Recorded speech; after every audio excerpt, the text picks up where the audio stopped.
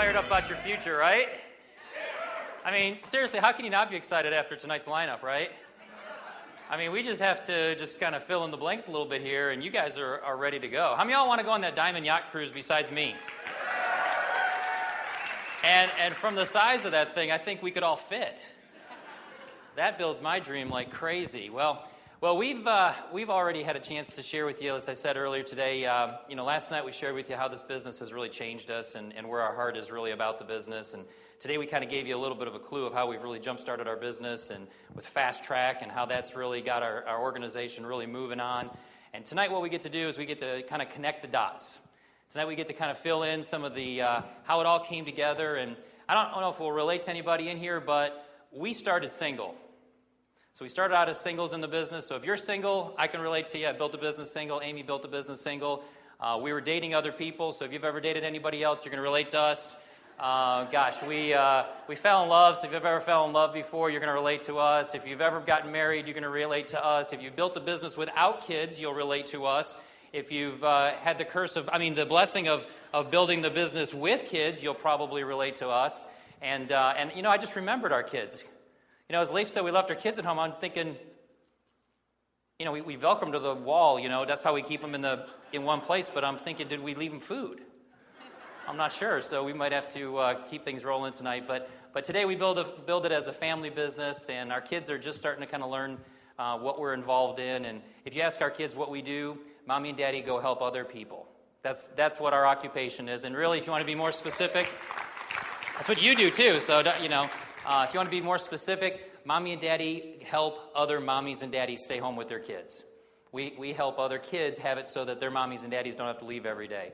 And so, our kids, when they were young, of course, they grabbed hold of our leg and they didn't want us leaving the house. But today, they know what we're doing, and it's what we do, and they're totally supportive and excited about what we do. So I'm going to let Amy kind of share a little bit of the details of our story and where we've come from and some of the unique things that have come along the way. I mean, I don't think we're going to raise any belief tonight. I mean, my goodness, with the lineup that you had tonight and the diamonds that you have, if you don't know that this business absolutely is your solution, well, I won't say what's wrong with you, but there's something wrong with you, okay? Go see a doctor or something, because if you don't know that this business can really make all your dreams come true, I don't think anything we share with you will do it. Maybe what we'll do is we'll raise a little bit of belief. But Amy and I have been, since the day we started dating and building the business together, we've been 100% business partners. We to this day talk about the business all the time. We're sharing our dreams, our goals. We're not even close to being done. In fact, if I really told you the truth, we're really just getting started as a team, as a family, as an organization. And it's pretty awesome going through life with somebody who shares my dreams, shares my vision, which was kind of part of our story and how we got together in the first place. And so we'll share that with you. Here's my beautiful bride, Amy Weir. Thank you. Well, our kids are really with Grandma, just to make sure there aren't any child protective services people out there, and they're being very well taken care of, spoiled for sure.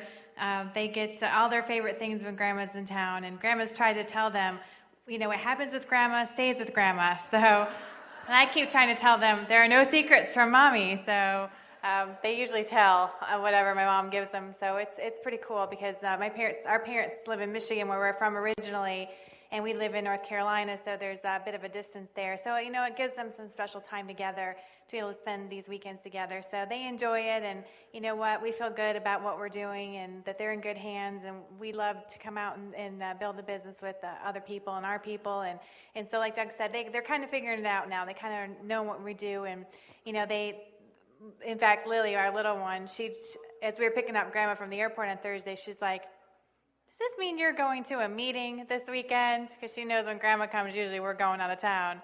I said, yeah, we're going to go to the meeting. And so, they started praying in their prayers now at night that we'd have a good meeting and that we would, reach other people. And it's pretty neat without even being prompted that they've started to pray for people in our organization. And it's pretty cool that they're picking up on that. So anyway, this is the fun part of the night. Thanks.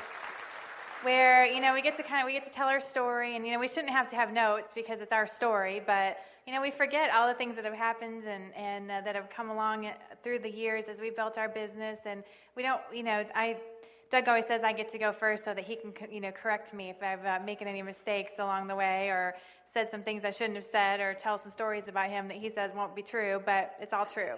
I'll just tell you that ahead of time.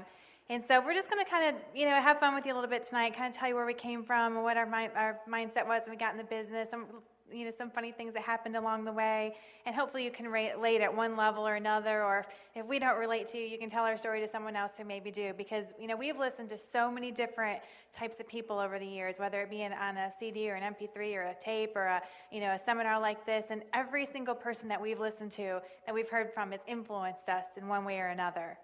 We have been able to take something from every single person. I heard about Jack Dory. Gosh, we used to listen to Jack Dory tapes all the time. We could quote all of his, his stuff, and they were just awesome. And they just, we never met him until we met him in Diamond Club one time a few years ago. And but you know what? Just all these people have made such an impact in our lives, and it's so cool to be able to see that. And of course, you've got tremendous leadership. We've talked about that already this weekend. And gosh, seeing that yacht, that little dinghy that they take out, to go into the water. That's the size of our boat that we have. So I don't know how much we'll be able to build the dream after seeing that, but we'll try to let you know that the dream is real. But I saw that and I was like, wow, that's like the only boat that we have is the little dinghy that they take to go to dinner. But we'll have to keep expanding our. I didn't know you could expand a boat. You could add on to a boat. I was like, that's really cool. I didn't even know that was possible. See, we are learning things all the time. So, well, I told you that we had a background in a blue collar background. Where we grew up in Michigan, everything was revolved around the automobile industry, as is not revolving around the automobile industry these days, but everything revolved around the automobile industry. And so in our towns it was kind of like people just they went to school. Not a lot of people really went to college. They went and worked to the factories or did those things. So Doug and I were really the first ones in our families to go away to college and graduate from Michigan State University.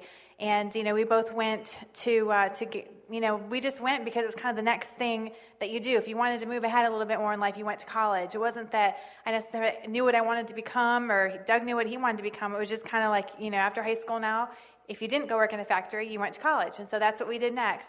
And so we went to Michigan State. And the funny thing was that Doug and I both went to Michigan State University. And it is a big school. There's 40,000 plus people that go there.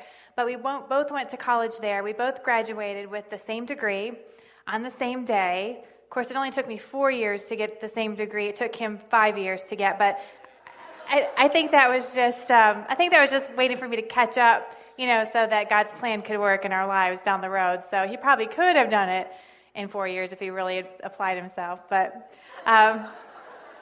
these are the parts that might get corrected later on. But we graduated with the same degree, which means, we had to take all the same classes to graduate, and we never met at Michigan State. In fact, one of the funniest things is later, if we were looking back at pictures of our graduation, there's a picture of me and my friend in our cap and gown, and we're getting our picture taken.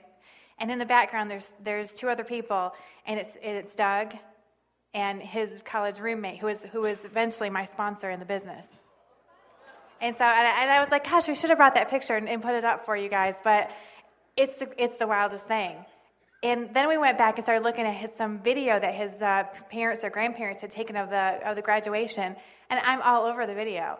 I had, it was back in the early 90s, I still had the big hair so you could really see me, and I had my name on the top of my hat, so when you saw me go across the graduation, the commencement, you could see me. So you can see me, just a little blonde and my name all over, just walking back and forth, talking to everybody. And I'm in the video, but we didn't know each other. It's pretty cool. I guess, he says that, I had to take some morning classes, and he didn't take any morning classes because he's just not a morning person. So I just don't know if we had never had any classes together. And we kind of ran in different crowds. And then later I told him, I said, well, if I would have known you in college, from what he told me about himself in college, I probably never would have married him. So I guess that was a good thing. But you know what? I do believe God had a plan for us in our lives, because he didn't end up getting a job out in Seattle, Washington, where he'd taken an internship, and he ended up getting a job for IBM in Raleigh, North Carolina. And he was recruited right out of Michigan State, and I was recruited to work for a company called Sara Lee that was in Winston-Salem, North Carolina, which is about an hour and a half away. And so we both, within the same week or so, moved down to North Carolina, not really knowing anybody else down there, but that's kind of where our jobs took us, follow the money, they gave us a job, we're going. And so here we are in North Carolina. Well, I don't think it took either one of us independently to realize, of course, the first couple of days of work are really, exciting. You've got your little briefcase and you're wearing your suit and you're going off to the work and, you're learning all this stuff. And it's fun for about 6 weeks, if that. And then you're like, wow, this is what people do for the rest of their life. In fact, my third day of work, I overslept and missed my alarm and was late to work. So I was like, this isn't a very good start.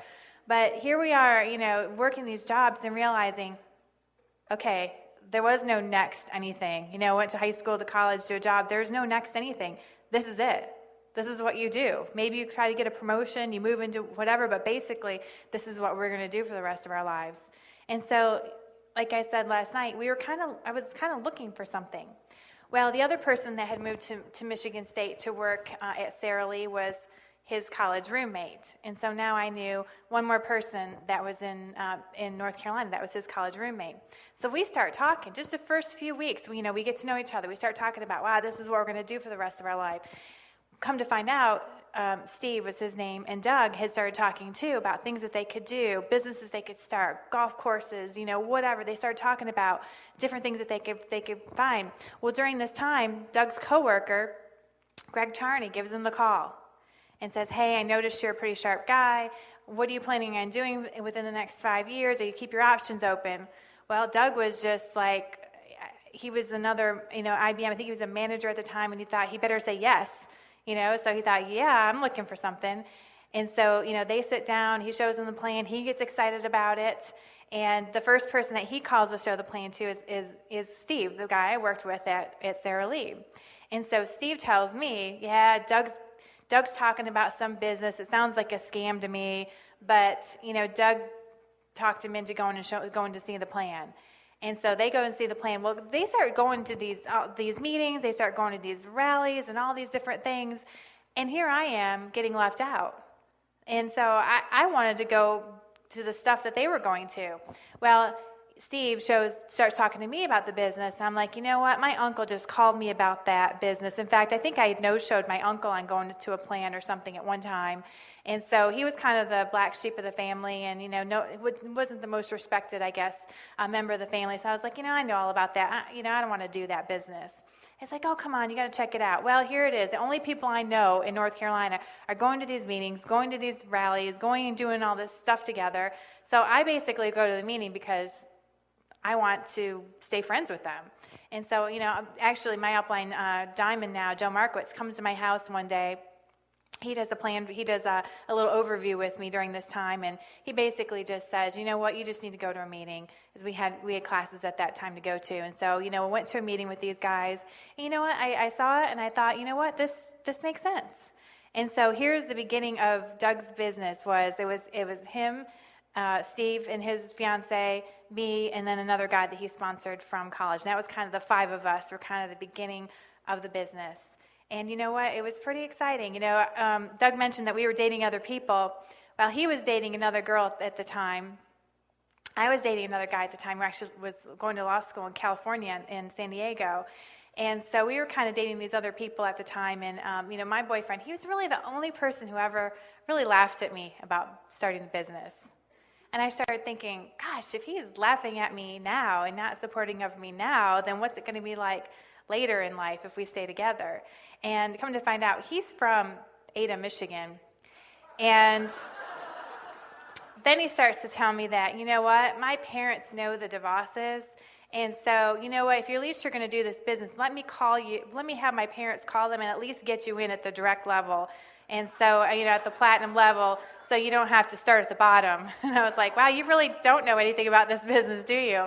And like, everybody starts at the same place. And so not only did he grow up in Ada, Michigan, like literally walking distance from the corporation, across the river from where the DeVosses group lived, I'm like, he was the only person that laughed at me. Of all people that should not have laughed, it should have been him, because he should have been able to see what happens in the business. So I would go to Doug at this time, and he had actually broken up with his girlfriend because she wasn't really too excited, I don't think, about the business either. And he used to try to get me to sit next to her and try to get her excited about the business, and she wasn't excited. So I would call him and I would say, gosh, what should I do about my boyfriend? He's just not really supportive. He's not really excited about it.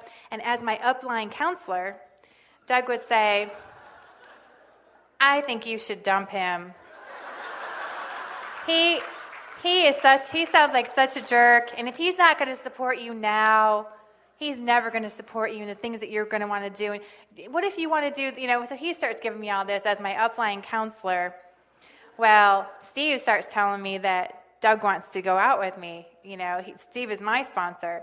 And I kept telling him, I don't want to. He's too cocky. He just thinks he's the greatest thing in the world, and I was like, I don't want to have anything to do with him. And so Steve would go back to Doug and say, she doesn't want to go out with you, dude. And he'd say, that doesn't matter. She'll change her mind. And so he just kept, he was had a definiteness of purpose, right? Singleness of purpose. And so what happened was we started taking these road trips up to Michigan from North Carolina. And it wasn't just the two of us, but it would be like me and him and a couple other people in our upline. And we would go up to Michigan to show the plan to people in Michigan that we knew. And so on the weekends, we would take these road trips. Well, inevitably, we would end up in the car at one point together. And so we would start talking and getting to know each other. And, he was starting to read some people skills books by this time. He'd read How to Win Friends and Influence People and, all those kinds of things. So he's starting to get some people skills and learn how to talk to people. So he puts on a show. He starts to, tell me things that I want to hear, I guess. And so we start talking about all these things that we have in common, and some of them were real. Like we started talking about our dreams, about we both like snowmobiling, and we both like to travel, and we wanted to do all these different things together, in our life, not necessarily together, but we wanted to do these things. And I would say I like to go to the theater, and he'd be like, me too, I love to go to the theater. That wasn't true. I would talk about going shopping. He's like, oh yeah, I'd love to go shopping. I'm like, really? Oh yeah, shopping's good. Not true. And so, but you know what? By the end of these road trips, we had really gotten to know each other, and I started to change my mind about wanting to go out with him. So shortly after that, we did start dating. It was kind of a long-distance relationship from where we lived. We lived about an hour and a half apart. But, he was in my upline. I was in his downline. And so, we checked upline and all that. And, we started dating. And, it was about 6 months later that we got engaged. Of course, at this time, Doug was going, he went 2,500. He was going 4,000. I think the higher this pin level got, the more I started to like him. I was like, wow, this guy's really going somewhere, So we started just kind of, moving along in the business together. So we got, about 6 months later, we got engaged. And at this time, this whole time that we were dating and doing things, Doug's business really was growing very fast. And he'd gone silver. And the month after he'd gone silver is when he had asked me to marry him. And so we went silver, or he went silver, really. That silver business wasn't really built properly. So fell back from silver. 6 months later, we got married, but by then we were back in platinum qualification. And while we got married and went on our honeymoon, that year we went Q12 qualification, and we went Ruby, and it was just a really, really exciting time in our business. Everything was growing, everything was changing, we were growing, learning how to work together as a couple, as a married couple, just kind of gelling everything together. And so that's really when our business started taking off, is at that time we really started gelling everything together. I was 24 years old when we went Ruby, and honestly, we were making enough money that in my corporate job that I had, I didn't have to go to work anymore. Doug would see me going to work, and I'd moved from Sterling to a technology company in Raleigh, and you know what? It wasn't a very great environment to work in. It seemed like every other day I was in the bathroom crying, and I'd have these negative staff meetings, and it was just not really a very good place conducive to work. And so I was really excited. Our first goal, our first real dream was for freedom. Not have to go to work anymore, not have to succumb to what other people were, telling us to do or making us do. And so that was a really burning desire. And even though, I know it's a real struggle. I ended up working in the corporate world about 3.5 years total. And I know it wasn't that long, but it was long enough. It was long enough for me. And so I remember when we went Ruby, and we were making enough money, and we kept our expenses low. A lot of our other friends, they were going out, and they were purchasing, their starter homes that they still live in today. And they were, going on these little mini vacations, and we weren't doing that. We were putting our money away. Our parents weren't really excited about our business to start with. They were said that they were disappointed in us, that we were throwing our college careers away. You know what? But we just, we'd seen what you've seen. They hadn't seen what we had seen. They hadn't been to a function. They hadn't met you guys. And so we just kept telling them, you guys just don't know. We're going to keep doing it. And so by the time we got to the point where I was able to leave my job, I remember my mom calling me and being like, well, you can always go get another job, right? If this doesn't work out. Like, yeah, I could if I had to. And so she was like, all right, well, congratulations then. And so it wasn't really until we saw some real success in our business that they really came around and were excited at all about our business. And so, you know what? Sometimes you just have to go prove it to people that you're going to stick with it and you're going to do it. And then they come around later.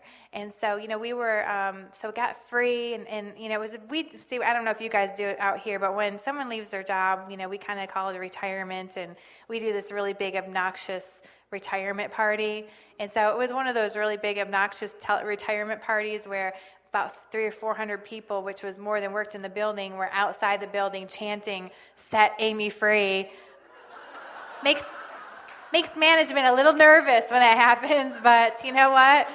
It was pretty exciting to be able to look out and go, wow, you know what? This dream, our first real big dream is coming true, and I'm going to be able to leave my job. And so it was so cool when they were, "Set Amy free, set Amy free, set Amy free." And I'm like, I'm just waiting for the limo to come pick me up because my boss is ready for me to go, if you know what I mean. And so once again, I'm hiding in the bathroom waiting for that limo to come, and finally the crowd starts cheering, and I hear the limo come, and here's my knight in shining armor come to rescue me. His new bride. We'd only been married about a year. How long have we been married? Not long. A year? A year. We'd been married about a year, and so, you know what? It was just so cool. I mean, people were like, "Are you going to go home and start having a family?" And no, not yet. I'm just going to go home and be a wife. And people were like, "What? You can't do that. What are you going to do? Aren't you going to be bored?" I'm like, no, I'll sleep in till 10:30, get up, work out, have lunch, and then go build my business. It'll be awesome. And so that was pretty cool. So 24 years old and free.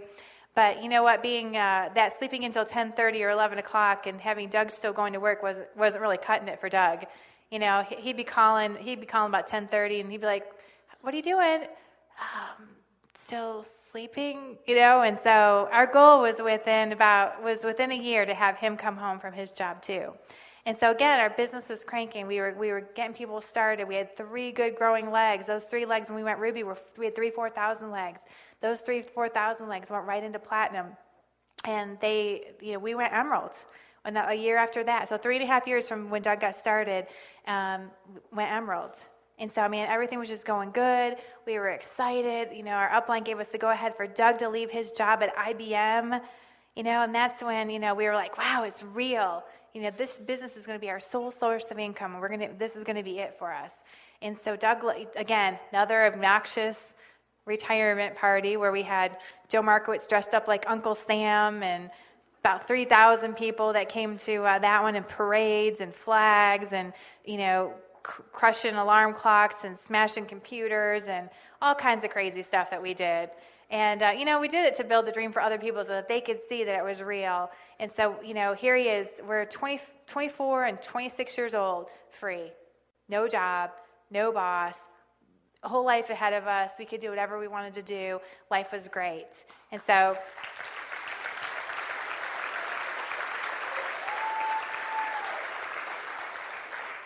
that was the exciting part of our story. The next 6 months weren't so exciting. Our business, our 2 of those platinum legs, kind of just dwindled down. They stopped growing. It was kind of like, whew, we hit our goal and now we don't have to do anything anymore. We're like, wait, you still have to keep growing, for us to stay emerald and keep getting the income that's been coming in. And so, our business kind of fell apart at that point. Very quickly. As quickly as it kind of grew, quickly went backwards again. And so here we are, no jobs, retired. Again, kept our expenses low and had at this point moved to the Charlotte area where we live now. And so, we had to have a real heart-to-heart talk with ourselves, because money was starting to get tight. When those legs aren't qualified, that money's not really coming in anymore. And so this is a real realization to us. I remember going out with a couple for, they wanted to go out to dinner with us. And I remember, we barely had enough. We didn't really have a lot of extra money to go out to dinner. So I remember we said, well, why don't we just, we'll eat a peanut butter and jelly sandwich before we go. And then when we get there, we can split a dessert or something and just say, oh, we ended up, eating before we came. So we'll just get a dessert and we'll just do that.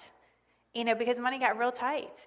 And it wasn't that we were so broke that we were thinking about going back and getting a job, but we just didn't have the money that it would take to grow our business, to put into our business, the money for our gas tank, the money for tools, the money to, invest in our products and things. And so, at that point, we really had to decide, is this what we're really going to do with our lives? Is this really what we were called to do? Is this where our whole life has been leading up to? Because it had been kind of easy up until that point. I mean, yeah, it was, we still had to learn how to overcome the fears, like, Leif was talking about, and meeting people and dealing with the fact that our parents were negative and some of our friends didn't want to join us, and our coworkers, said things about us. I mean, that was all relatively, normal things that you go through building the business. But here we are now. It's just the two of us trying to decide if this is what we were going to do with our lives. And so at that point, we made a decision. It was like, we could have quit. We could have said, we gave it a run. It was good. We could have went back and got jobs. It wouldn't have been that big of a deal. But you know what? That dream was already inside of us. We were sold on the fact that we could be free, and we could be free in America. We could be entrepreneurs, and we could have our own business. And so we said, you know what? If we built it once, we could build it again. And so at that time, we made a decision that we really wanted to do this, and we wanted to do it right. We wanted to build a business that would be solid.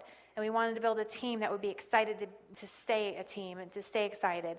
And so at that point, we didn't know that we were making our move for Diamond. We were just trying to requalify Emerald, quite honestly. But at that point, we made our move for Diamond.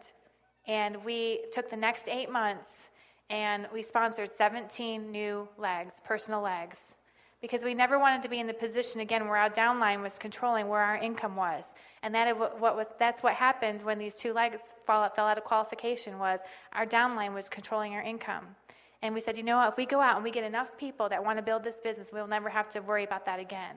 And so, just going out and meeting people and talking to people and sorting through the ones that don't want to do it and looking for the ones that do want to do it, we found 17 groups that we could start working with. And out of that 17 groups that we started working with, probably originally we started with about 6 to 8 groups that really had a place to work, that were excited about us showing the plan for them and helping them achieve their dreams and goals. And then out of about that 6 to 8 people, 3 more of them ended up going platinum. And Doug's going to talk about where those platinums came from. It's a pretty cool story about how they came from. And so within another 3.5 years, we had replaced those legs, and we were now 29 and 30. And by just that one concentrated burst of energy, it set us up for the rest of our lives. And that batch of people that went, those 3 more legs that went platinum, brought us into Diamond in 3.5 years later. So 6.5 years from when we got started, we went from 0 to Diamond. And so that was pretty exciting. And so the Diamond lifestyle now has been an absolutely incredibly blessed life. And I know you've heard from a lot of Diamonds and you know what the lifestyle's like, but I just have to tell you that, Leif was talking about, it's almost like we didn't do enough work to deserve the kind of life that we have. And we really do feel like that sometimes. I mean, when you're in the middle of it, it seems like you're consumed with it and you're doing all of this, because that's how we built our business. It was just all in. But when you look back on it, you're like, gosh, we really didn't do that much to deserve the kind of life that we have today. And I'm so glad that we did it. I'm so glad that we put a lot of things on hold and we delayed a lot of things so that we could live the life that we have now, that we kept our means low, and that we didn't do anything extravagantly. And we were through Upline Council, we learned how to be smart about those kinds of things, so that when we went Diamond, we could do things big. When the income started rolling in, we could do things in a big fashion and really be able to show people that if you stick it out through the ups and through the downs, that it will work for you. And we were pretty excited about that. And so, of course, you heard about we had no jobs, we were free. Well, now we had the income to go along with that free lifestyle. And see, when our money got tight, a lot of times what people do is they look to other sources to be able to fix that problem. And instead for us, what we did, we looked to this business to fix our problem. Because we were thinking, if we just went platinum again, that was an extra $2,000 to $3,000 a month, and that's really all we needed. And so originally we set out to go platinum, and that platinum ship ended up growing into a ruby ship and another emerald ship, just like when we had originally started. And so we looked to this business for our solution always. And of course, the first real taste of travel that we got was to Peter Island. You guys know about Peter Island? Oh my goodness. It is an absolutely incredible paradise of a place. It cannot be over promoted. Sometimes, the Diamonds have a really good way of talking really great about things. You think, oh, it can't be that good. It really is that good. It really, really is that good. I think we've been to Peter Island 7 times. And so every single time that we go is absolutely incredible. And of course, Hawaii, we've been to Hawaii now, I think 5 times, because a couple times it was in different places than Hawaii, maybe 4 or 5, I don't know, been there a lot. And, it's pretty cool as we're taking our daughters there this time in February for the first time. And so they are really excited about going. And I don't know if that's a good decision or a bad decision, but you know what? They're getting old enough now to say, we want to go to Hawaii, Mom. You can't leave us behind. We saw those pictures, and other kids go to Hawaii. How come we haven't been there?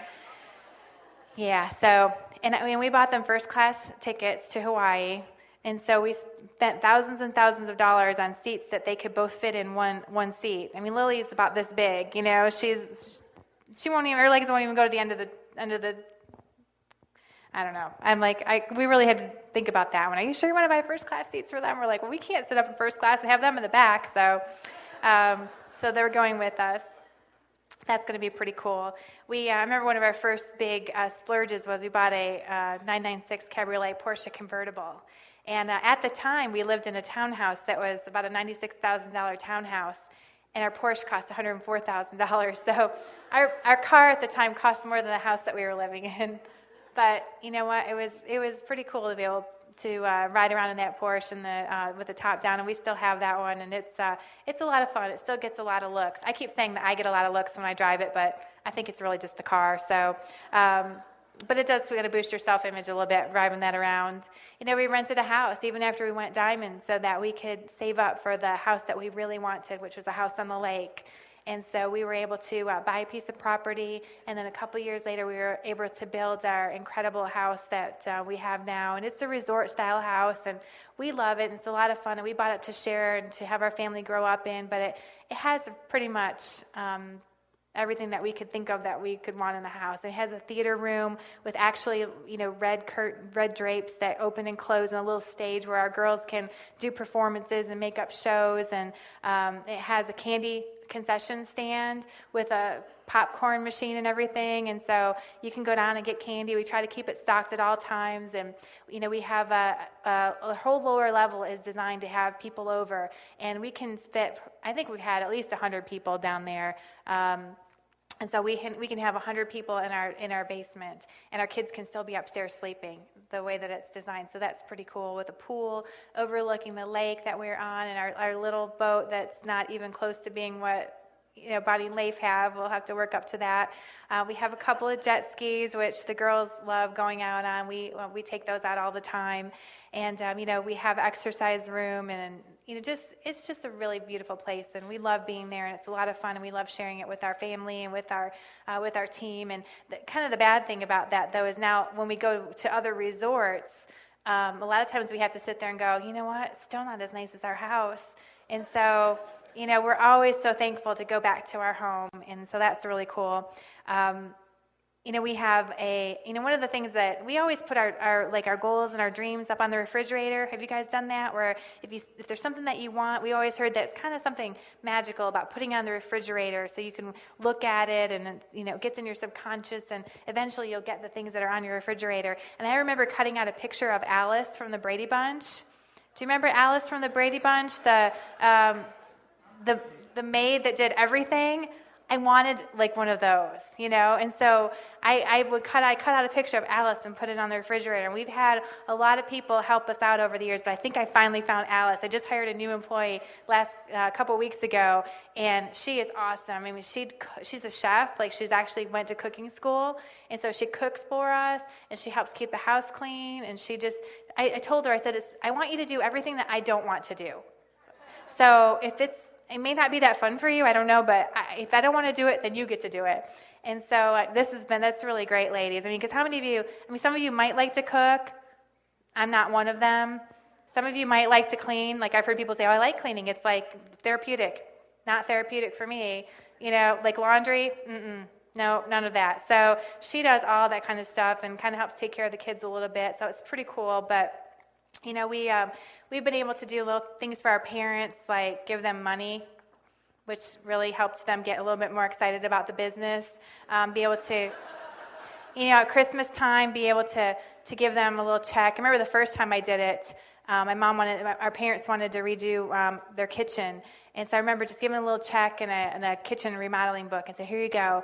And then my mom got up and started running around the room. Look what Doug and Amy got us. Look what Doug and Amy got us. Look what Doug and Amy got us. I was like, it was kind of supposed to be like low key, but they were so excited. And so, my brother, who didn't build the business and twice, he got signed up twice and still hasn't done it. So, so that's, that's not really good for family relations all the time, but oh wow, they were excited. And so we've kind of kept those checks coming over the years to help them out in their retirement years. And Doug's parents just had a 50th wedding anniversary.